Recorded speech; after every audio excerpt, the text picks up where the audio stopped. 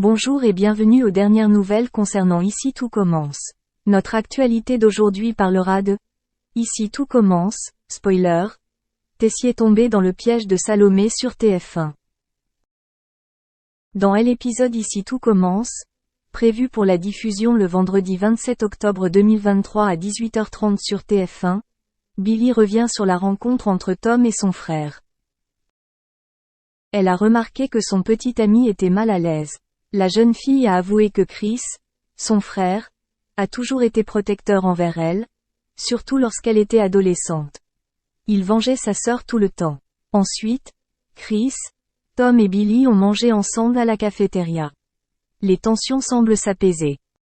Après le départ de Chris, Tom reçoit un SMS l'informant qu'il est convoqué au commissariat de Nîmes. Il a assuré à Billy que c'était définitivement une erreur. À son retour à l'Institut, Chris a admis l'avoir dénoncé et affirmé qu'il se serait enfui s'il ne l'avait pas arrêté la veille. Chris menace et exige que Tom quitte sa sœur, sinon il fera tout ce qu'il peut pour que Billy le quitte. Tessier cède à Salomé dans Ici tout commence sur TF1.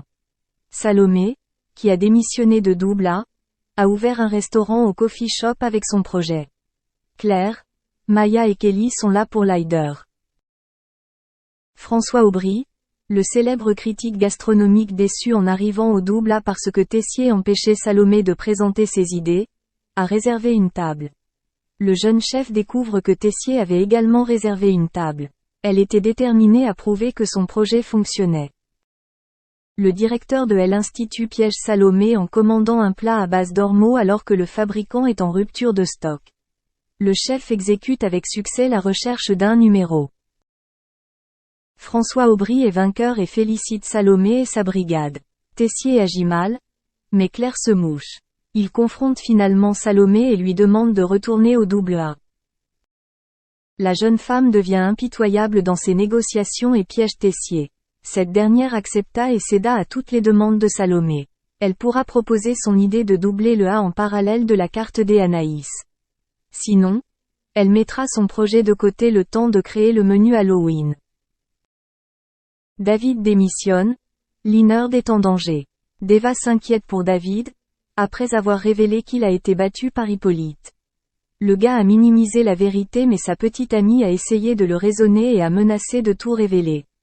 David allait demander à Duchesnay de s'arrêter. De son côté, Lisandro s'envole pour le Canada et se confie à Rose sur les propos d'Hippolyte. Il a promis qu'il reconsidérerait ses méthodes. Mais Lisandro craint le pire et envisage d'annuler son voyage. Au Double A, David informe Hippolyte qu'il ne veut plus être majordome. Il a annoncé qu'il souhaitait se concentrer à nouveau sur la cuisine. Le professeur ne cache pas sa déception. Au cours de son service, Linard a fait preuve d'une forte volonté. De son côté, Deva aide Lisandro à faire les cartons. Elle avoue la vérité sur David et encourage le professeur à rester. Lisandro refuse son départ. Enfin, Léonard exprima son ambition de devenir majordome d'Hippolyte. Il a accepté de le former. Merci d'avoir regardé et à la prochaine vidéo. N'oubliez pas de vous abonner à notre chaîne. En attendant, faites-nous part de vos commentaires dans la section commentaires ci-dessous. Alors que la saison des Marseillais au Mexique vient de commencer sur W9, Paga vient d'annoncer une très bonne nouvelle à ses fans qui le suivent sur Instagram.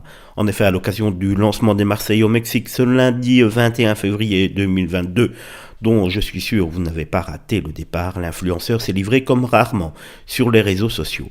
Sur Insta, Paga s'est ainsi confié à ses 2,2 millions d'abonnés, je vous le rappelle.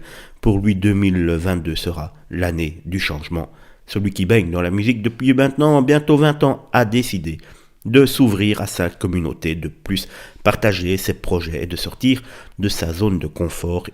Il explique en effet: j'ai décidé de sortir un peu de ma zone de confort parce que c'est vrai que je ne finis jamais ce que je fais. Je ne sais pas comment vous l'expliquer, mais j'aime bien faire des choses cachées. Je suis dans la musique depuis que j'ai 15-16 ans, donc il est temps pour moi de vous partager un peu plus ma passion et ce que je fais. Pour être plus proche de ses fans, Paga a également dévoilé son programme du 22 février 2022, une journée qui a été bien chargée entre papiers administratifs, séances à la piscine, séances d'enregistrement en studio et retrouvailles surtout avec Giuseppa. Un Paga plus ouvert et plus accessible qu'on aime déjà beaucoup. On est tous très impatients de voir la suite.